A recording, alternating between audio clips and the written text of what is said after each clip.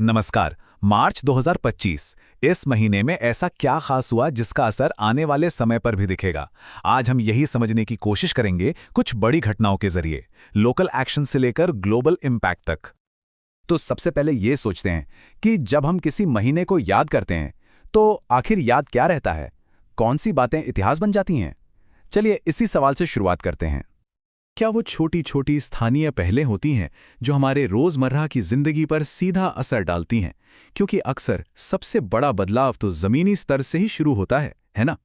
या फिर वो बड़े नेशनल माइलस्टोन्स होते हैं जो एक देश की तरक्की की कहानी बताते हैं। वो फैसले जो पूरे देश की दिशा तय कर देते हैं। या फिर वो ग्लोबल मोमेंट्स हैं जो हम सबको एक साथ ले आते हैं, चाहे हम दुनिया के किसी भी कोने में क्यों ना हों। अच्छा, मार्च 2025 में ना इन तीनों ही लेवल पर काफी कुछ हुआ। तो चलिए कहानी शुरू करते हैं लोकल एक्शन से। तो सबसे पहले चलते हैं राजस्थान, जो इस महीने कई वजहों से सुर्खियों में रहा। पर्यावरण, डिफेंस और सोशल वेलफेयर, हर तरफ हलचल थी। और यहाँ की जो सबसे बड़ी कहानी है वो जुड़ी है सर्कुलर इकोनॉमी से। मतलब चीज़ों को यूज़ करके फेंकने की बजाय उन्हें बार बार इस्तेमाल में लाना। इसकी शुरुआत हुई जयपुर में एक बड़े फोरम से। और ये सिर्फ बातचीत तक ही नहीं रुकी, बल्कि इससे एक बहुत बड़ी पॉलिसी निकलकर सामने आई। और ये जो जयपुर डिक्लेरेशन था ना, ये सिर्फ भारत के लिए नहीं था, इसका असर पूरे एशिया पैसिफिक रीजन पर पड़ना था। मतलब ये सस्टेनेबिलिटी की दिशा में एक बड़ा इंटरनेशनल कदम बन गया। अच्छा, पर्यावरण के अलावा भी राजस्थान में बहुत कुछ हो रहा था।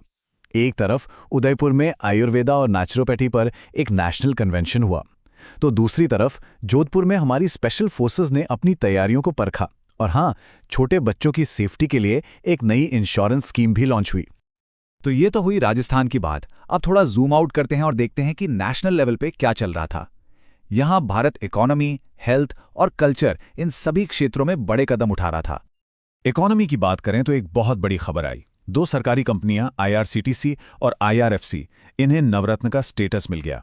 अब देखिए, ये सिर्फ एक टैग नहीं है, इसका सीधा मतलब है कि सरकार इन कंपनियों पर बहुत भरोसा कर रही है और उन्हें ज्यादा फाइनेंशियल फ्रीडम दे रही है ताकि वो और तेजी से फैसले ले सकें और आगे बढ़ सकें। कॉर्पोरेट जगत से हटकर अगर देखें तो ट्रेडिशनल मेडिसिन के फील्ड में भी एक बड़ा सम्मान दिया गया। राजस्थान के वैद्य ताराचंद शर्मा को धन्वंतरी अवार्ड मिला। ये उनके जीवन भर के काम का सम्मान था और इसके साथ 5 लाख रुपए की राशि भी दी गई। इस महीने आम लोगों की जिंदगी बेहतर बनाने पर भी काफी फोकस रहा, जैसे कि केंद्र शासित प्रदेशों में महिलाओं के लिए एक नई आर्थिक मदद योजना शुरू हुई और कैंसर को लेकर जागरूकता भी बढ़ाई गई। और हाँ, इन सब के बीच हमारा अपना खेल कबड्डी ब्रिटेन में हो रहे वर्ल्ड कप के साथ ग्लोबल स्टेज पर छा रहा था। कबड्डी की ही तरह भारत की कई लोकल पहले ग्लोबल ट्रेंड से जुड़ रही थी। तो चलिए अब इंटरनेशनल स्टेज पर चलते हैं और देखते हैं कि वहां क्या हो रहा था। 5 मार्च को पूरी दुनिया में एक बहुत ही जरूरी सवाल पर चर्चा हो रही थी कि भाई, वाइल्ड लाइफ को बचाने के लिए पैसा कहां से आएगा, फंडिंग कैसे होगी। यही इस साल के वर्ल्ड वाइल्ड लाइफ डे की थीम भी थी। और इसी ग्लोबल चर्चा के बीच भारत ने एक ठोस जवाब पेश किया। गुजरात के जामनगर में वनतारा नाम का एक बहुत बड़ा एनिमल रेस्क्यू सेंटर खोला गया। और ये कोई छोटा मोटा सेंटर नहीं है। यहाँ 2000 से भी ज्यादा एंडेंजर्ड जानवरों को एक नया सुरक्षित घर मिला है। और पता है, वनतारा जैसे प्रयासों का नतीजा भी दिखने लगा है। हाल ही में एक नई रिपोर्ट आई जिसने कंफर्म किया कि भारत में रिवर डॉल्फिन्स की आबादी बढ़कर अब 6327 हो गई है। ये कंजर्वेशन की एक बहुत बड़ी सक्सेस स्टोरी है।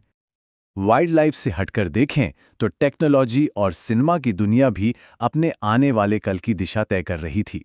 एक तरफ बार्सिलोना में मोबाइल वर्ल्ड कांग्रेस में AI और 6G की धूम थी, तो दूसरी तरफ ऑस्कर अवार्ड्स ने साल की बेस्ट फिल्मों को सम्मानित किया। तो इतनी सारी अलग अलग खबरों के बाद सवाल उठता है कि इन सबको जोड़कर देखें तो क्या समझ आता है, इन सब डॉट्स को कनेक्ट कैसे करें। देखिए, जब हम इन सभी घटनाओं को एक साथ रखते हैं तो एक बहुत दिलचस्प तस्वीर सामने आती है। एक तरफ जयपुर डिक्लेरेशन जैसी एनवायरमेंटल पॉलिसी है, तो दूसरी तरफ नवरत्न स्टेटस से दिखता इकोनॉमिक ग्रोथ।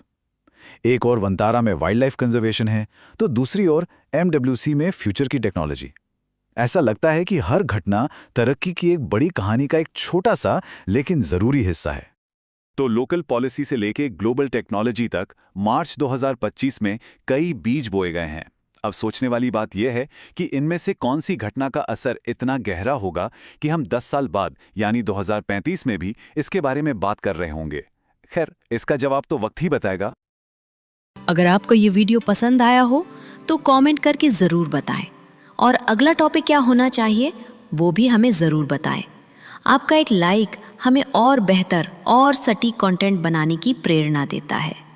शेयर करें ताकि ये जानकारी हर उस छात्र तक पहुँचे जो अपने सपनों के लिए मेहनत कर रहा है। और सब्सक्राइब करें हमारे चैनल को, क्योंकि आपकी सफलता ही हमारा मिशन है। हम हर वीडियो में कोशिश करते हैं कि आपको वो जानकारी मिले जो परीक्षा में काम आए और जो आपको आत्मविश्वास दे। आप सभी का इस वीडियो को देखने के लिए दिल से धन्यवाद। मिलते हैं अगले वीडियो में। तब तक के लिए सीखते रहिए, बढ़ते रहिए और कभी हार मत मानिए। जय हिंद।